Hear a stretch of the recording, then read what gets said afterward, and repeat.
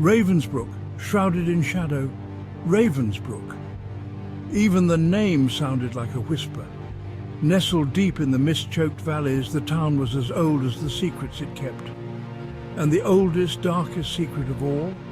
Slender Man, a creature of myth and nightmare, a being of impossible height and unnerving stillness. Parents whispered warnings to their children.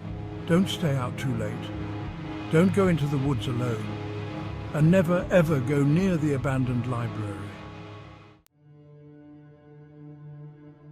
It started, as these things often do, with a dare. A group of friends, restless and bored on a Friday night, challenged each other to spend an hour in the abandoned library. Come on, it's just an old building. What's the worst that could happen? I don't know, Mark. This place gives me the creeps. Oh, please. It's just a bunch of old books and dust. There's no such thing as monsters.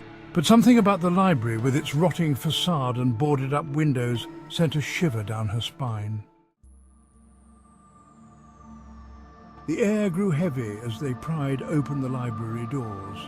Dust motes danced in the faint moonlight, filtering through cracks in the boarded windows. The scent of decay hung heavy in the air, a musty blend of rotting wood and forgotten things.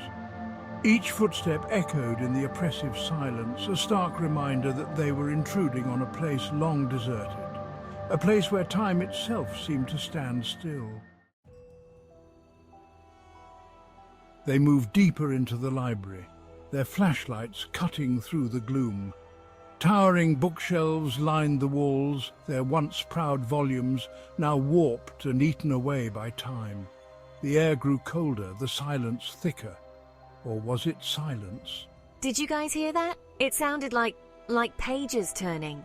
Sarah thought she heard a whisper, a faint rustling, like pages turning themselves in some unseen draft.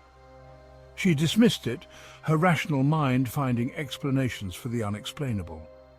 But doubt began to gnaw at the edges of her skepticism. They stumbled upon it by accident, a room hidden behind a bookshelf concealed from view. Curiosity outweighed our apprehension, and with hesitant hands we pushed the shelf aside. The air inside the room was frigid, almost suffocating.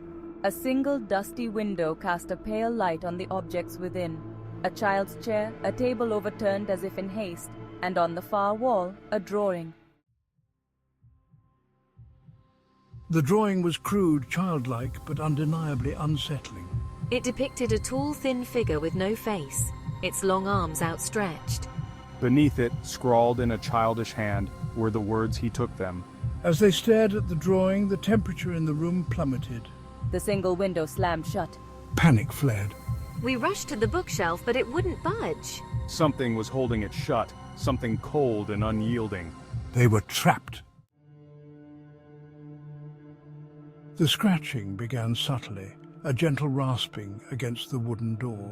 It grew louder, more insistent, accompanied by a low, guttural growl that seemed to vibrate in their chests. Emily sobbed, clutching her crucifix. Mark frantically kicked at the bookshelf, his bravado gone. Sarah, her skepticism crumbling, felt a primal fear grip her heart. The scratching stopped. A long, drawn-out silence followed, amplifying their terror. Then, with a deafening crack, the door splintered.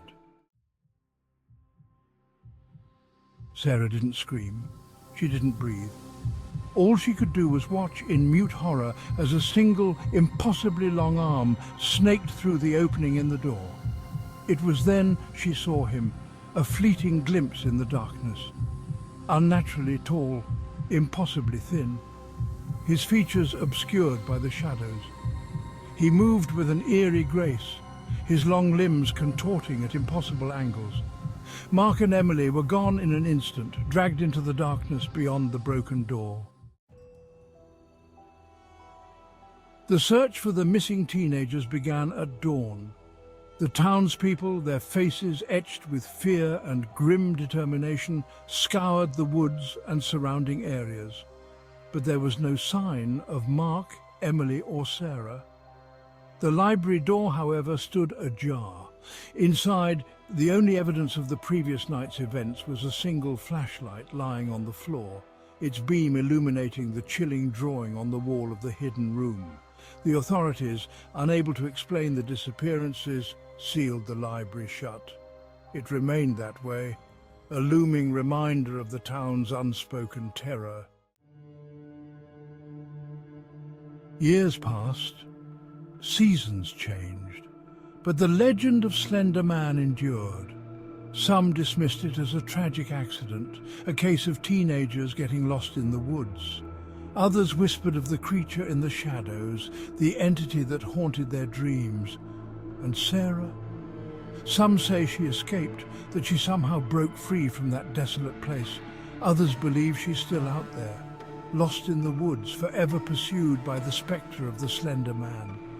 And in the quiet hours, when the wind whispers through the trees and the shadows grow long, you can almost hear her screams echoing in the night.